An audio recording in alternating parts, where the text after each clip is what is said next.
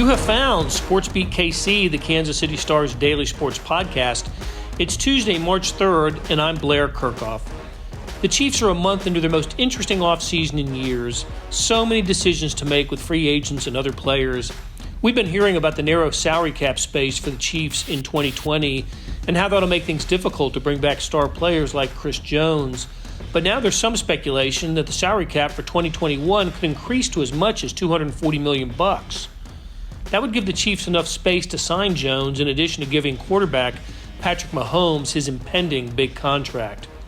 Star columnist Sam Mellinger stops by to talk about this development and other Chiefs-related topics. After a break, Sam sticks around to talk Kansas basketball. The Jayhawks go into the week as the nation's top team in every poll, measure, or category. What makes these Jayhawks so formidable? We talk about it. So here we go on SportsBeat KC. So did you know that yesterday was the 1 month anniversary of the Chiefs Super Bowl victory? Yeah, you know what? Your boss and my boss, Jeff Rosen, just mentioned that yesterday, and it just sort of like, huh? Really? It feels like it was like a week and a half ago.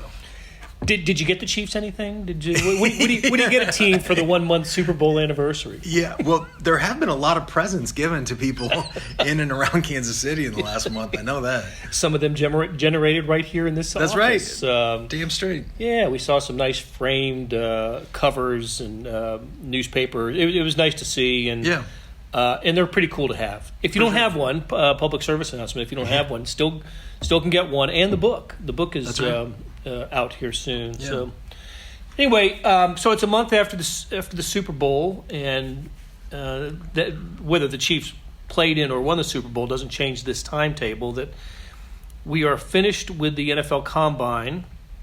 Our Combine Warriors, Sam McDowell and Herbie Teope are back, and we're going to enter into the free agency period.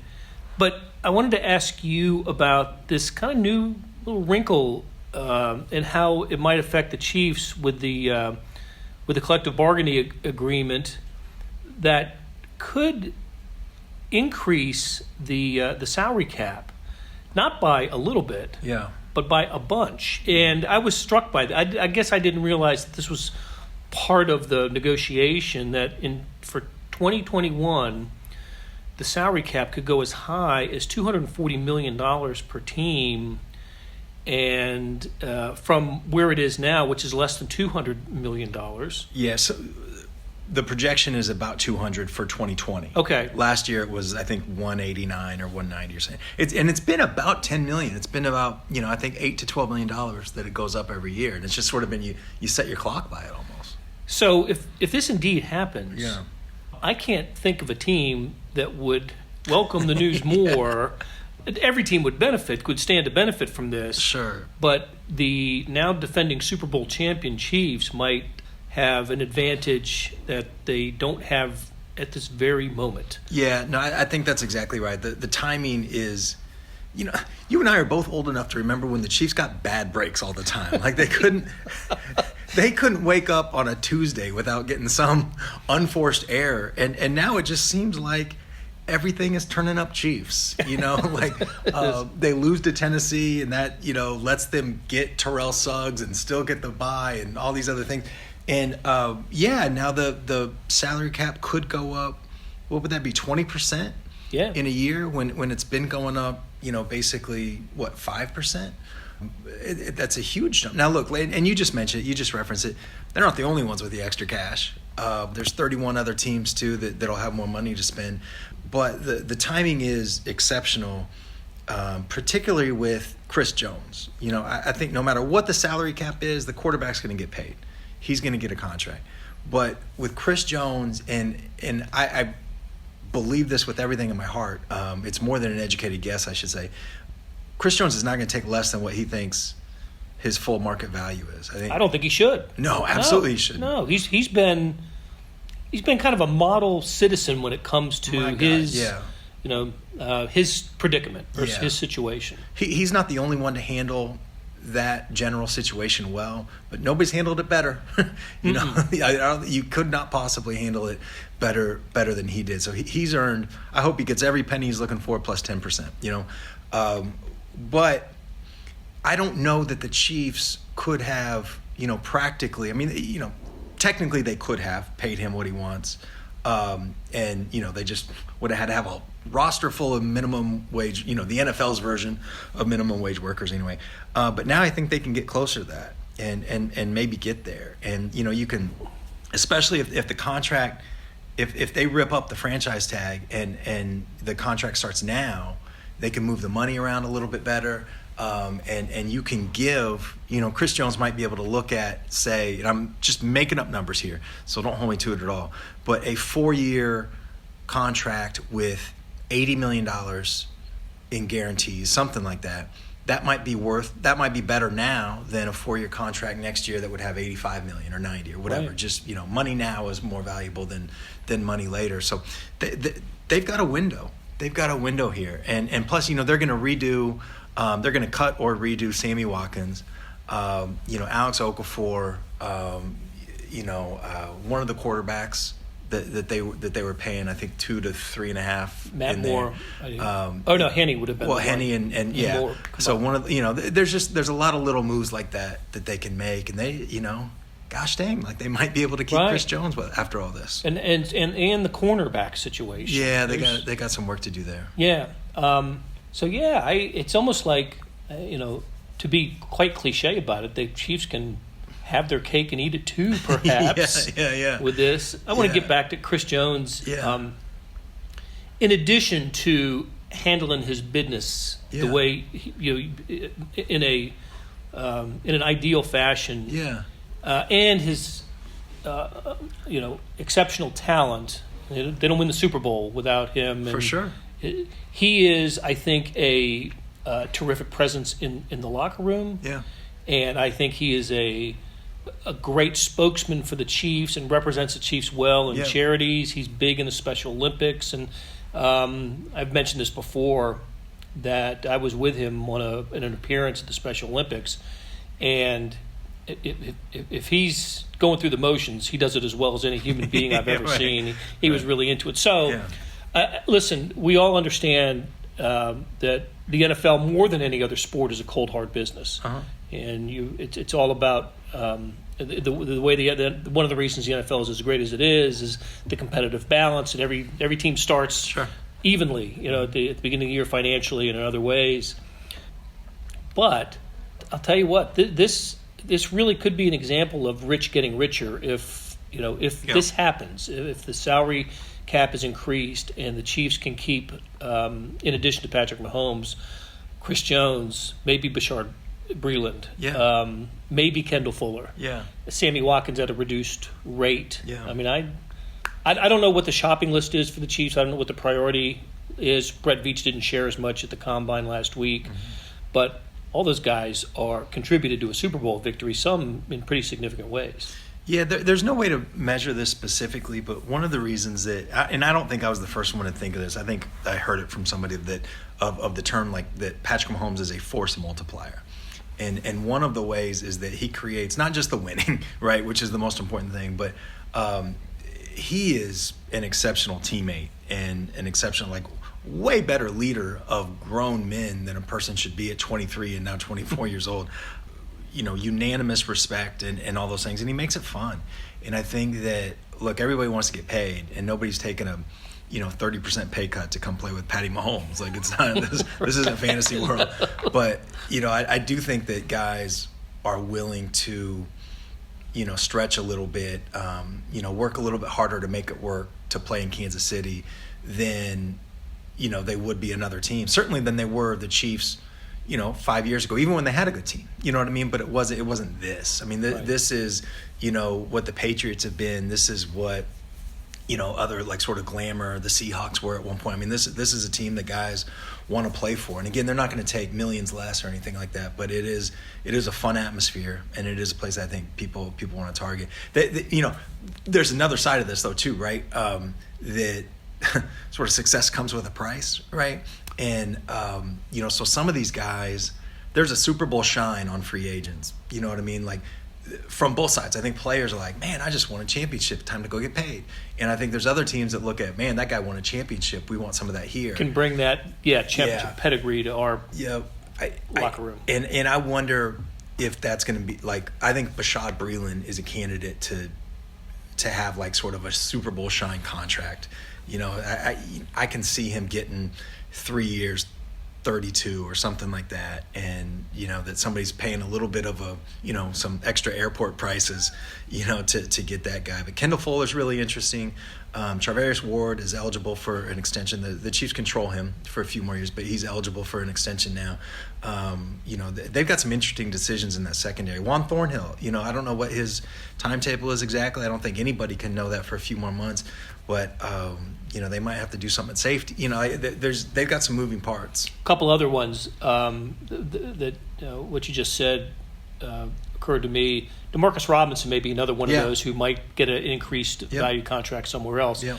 And I think Travis Kelce is someone that they might have to take a look at restructuring. Yeah, I agree with that. To get him in line with he needs to continue to be among, if not the highest paid tight end in the NFL.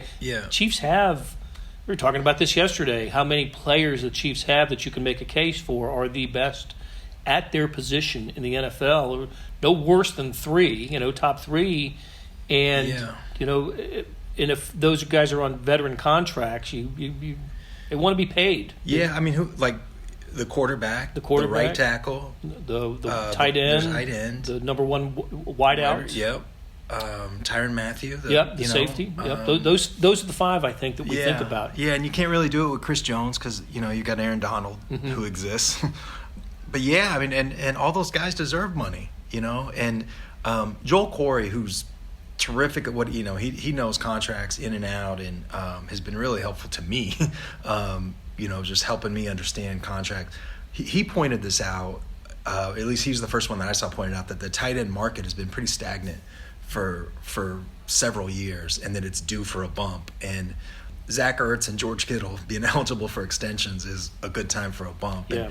And, you know, once that happens, Kelce signed that deal. I think this was the 3rd year that he played under that deal? I want to say that. I should have looked it up, but I think you're right. So he's played enough of that contract to, you know, to be a guy that goes and says, look, man, I deserve more money, and to be able to expect the team to say, yeah, we're gonna try and help you out if you can. You know, Chiefs are under no obligation to do that, obviously, but then you might get into a whole lot, you know, all that other stuff. But yeah, he's due for a raise as well. All right. So if nothing else, the possibility of the increased salary cap changes the outlook and the dynamic of the 2020 Chiefs. Yeah. Don't you think? Yeah. There's another NFL topic I wanted to ask you about, and this certainly picked up steam at the combine simply because you've got everybody in one place, right? Prospects, coaches, general managers, agents, and a lot of media. Think about this. Quarterbacks, veteran quarterbacks that won't be with the teams that they've spent a lot of time with, right? Yeah. We know about Phillip Rivers, you know, but I'm going to move on. Tom Brady, possibly. Right. Jameis Winston, possibly. Cam Newton, perhaps. So I started to think about it, and there are others. Andy Dalton, you know, there's some others. But I looked at the Chiefs' schedule for next year. Oh, yeah. I count 8 games against teams that are probably going to have, that could have different starting quarterbacks. 2 with the Chargers, right? 2 with the Raiders if Brady ends up in Las Vegas and it's not Derek Carr. The Patriots if Brady moves to Vegas. The Dolphins will have, you know, the Bucks if they move from Winston and Cam Newton with the Panthers are on the schedule. Yeah. 8 strikes me as an unusually high number for teams with quarterbacks who have been Pro Bowl players, All-Pro players, Super Bowl winners, Super Bowl participants. Yeah. Talk about things coming up Chiefs these days. Right. Now, okay, so the teams that we pretty sure are locked in on their quarterbacks for next year, the Bills, the Broncos with Drew Lock, right, twice, the Jets, Falcons, Saints, and, of course, the Ravens and the Texans. Yeah. So, I don't know. That's 8 new possibility of 8 teams or 8 games on the 2020 schedule starting a quarterback, a different quarterback. So trying to learn a new system, trying to get along with new coach, new coordinator. advantage Chiefs. Yeah.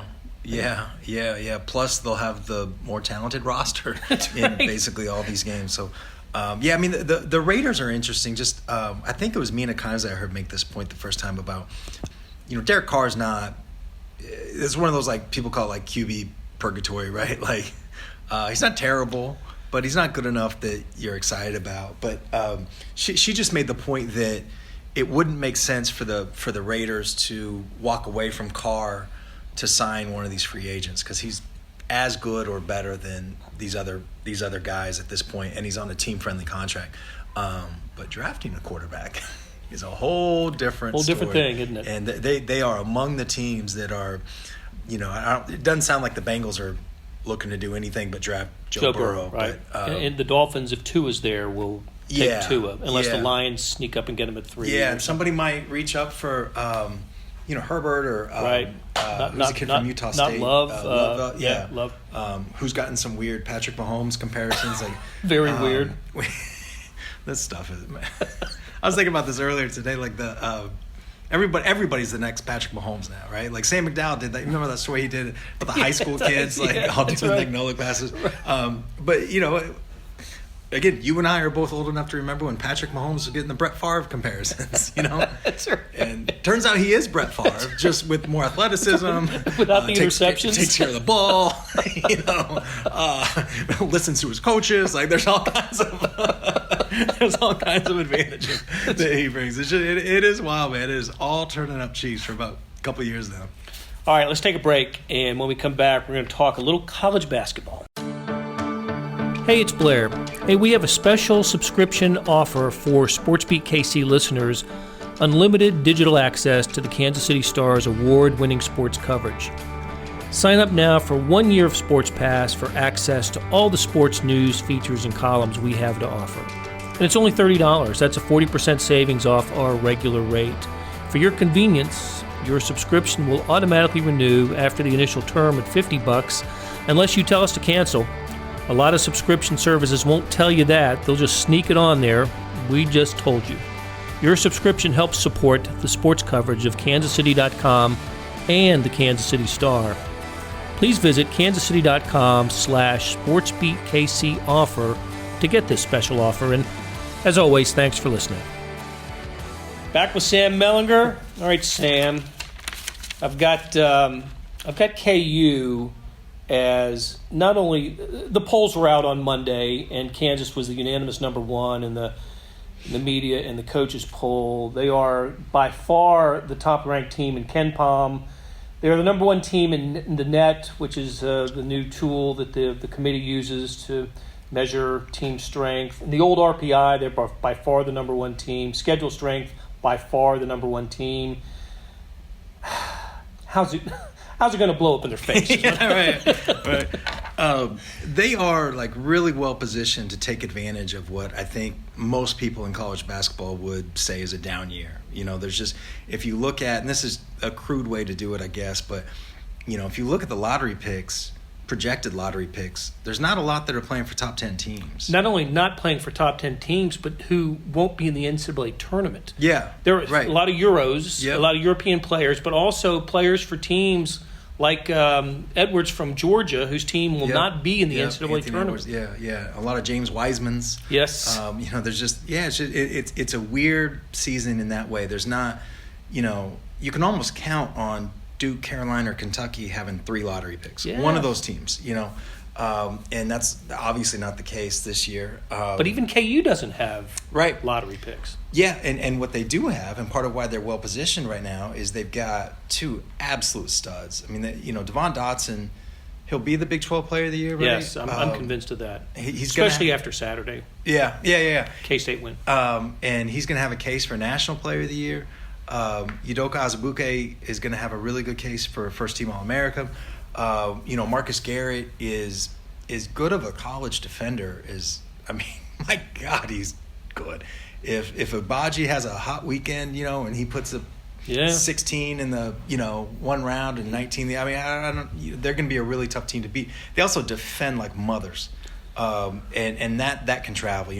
I think you worry sometimes if your team relies a ton on 3-point shooting. It could be super dangerous, but what happens if you go 3 for 20 on a day? It can shoot you. But like, you know, I think about this a lot, that Kansas made, I think it was 3 of 13 3-pointers in Waco. They only went to the line 10 times, and they beat the number 2, you know, at the time team in the that is on the road. Like, that is as impressive a win to me as it's as impressive a win as any team had in the country this year for sure. Yeah, you're absolutely right. This team, and I know it's been several years, but this team reminds me a little bit of the 2012 team with Thomas Robinson and Tyshawn Taylor, Elijah Johnson, and Travis Rutherford. The reason it does is because that team, you remember Tyshawn Taylor didn't make a 3-pointer in the NCAA tournament until the championship game against Kentucky. Yeah. He was 0 for 25, something. It was ridiculous. And Kansas wasn't a great shooting team, and they were always around 40% from the field. And Thomas Robinson didn't have a good offensive series in the NCAA tournament, even though he was Big 12 Player of the Year. But that team just grinded you down and just beat you, and you couldn't score on them. And I just remember them handling North Carolina in the regional final, and then Ohio State in the national semifinal, because those teams could not score against Kansas. And that's what I see with this team. Saturday, they were kind of in trouble at Kansas State. You know, playing against a team that I thought basically this was it. Kind of one last hurrah for Kansas State in a miserable season. They'll hold their own against their big rival, and they did that. But you know, when it was crunch time, basically Kansas State stopped scoring, and Kansas, you know, it was just like you're not scoring on us. And KU overcame a deficit and ended up, you know, winning it, not comfortably, but got away with one. A game in which I think Dotson, with 25 of the team's whatever it was, 64 points. I think he, if anybody didn't think he was Big 12 Player of the Year, left that game thinking, no, that's the guy, because Doak hurt his ankle and didn't play much. You know, another reason I like that comparison to that 2012 team is that's the team that ended up losing to a team full of freaks in Kentucky in the national championship game. That's one of the best 5 or 10 college teams that I can remember in my lifetime. Gosh, it may be of the decade. So good. That Kentucky team in 15 that didn't win the championship was fantastic, but that 2012 team with Anthony Davis. And Michael Kidd-Gilchrist. And he went number 2 in the draft, right? And the guy who beat him was Deron Lamb, right? Remember the big scoring night against KU? Yeah. Was he the senior? Was he the guy? Yeah. I remember there was a number that Final Four weekend. I remember seeing a number. He had like something like 54 teammates at Kentucky, something like that. It was great. But you know, my point is like, you know, that 2012 Kansas team, if you could just take them in a time machine and put them here this season, they might be a national title favorite, you know, because the reason they didn't win the national championship, they were number 2 seed that year, right? But they got to the national championship and played this, you know, one of these kind of generational type. Yeah, right? And that team doesn't exist now, and I just think that pathway, you know, look, it wouldn't be shocking at all if Kansas or Baylor or both lost well before the Final Four, right? Like college basketball, whatever. But they're just really well.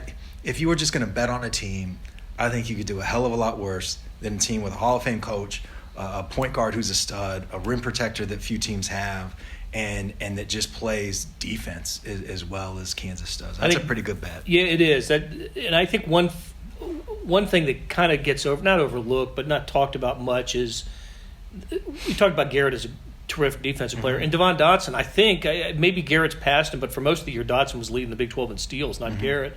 But, you know, Ochai, these are long-armed wing-type players that he and Garrett just make things difficult for opponents with their length. Yeah. Their defense, you know, we talk about offensive mismatches. Sometimes Kansas has defensive mismatches. Yeah, that's right. They're really good, too. I mean, individually they're gifted and they're locked in. They try, like, you know, all those things. But they're also really smart defensively. The way they defend screens, you know, Jesse Newell was just talking, you know, they're switching a lot more. I mean, they're playing really good team defense. I mean, you can have a really good defensive team just if you have 5 good defenders on the floor. But, you know, Kansas has that, maybe 4, right? But they've got really good individual defenders, but they also play really well together. Okay, so I think you're heading out Wednesday to see KU TCU? I think so, yeah. Soft plan. You know? Yeah. It's been weird. I haven't really been. I mean, I've been watching on TV, but I haven't been to as many games as I would have liked. The Chiefs, frickin' Mahomes. Mahomes changed the dynamic for all of us. Okay, if you're out there, I'll see you out there. Yeah, man. That'll do it for today. Thanks to our production team of Derek Donovan, Savannah Smith, Randy Mason, Beth Welsh, Jeff Rosen, and Chris Fickett. Also, thanks to Sam Mellinger for stopping by. We'll be back on Wednesday for another SportsBeat KC, where we talk sports in Kansas City every day.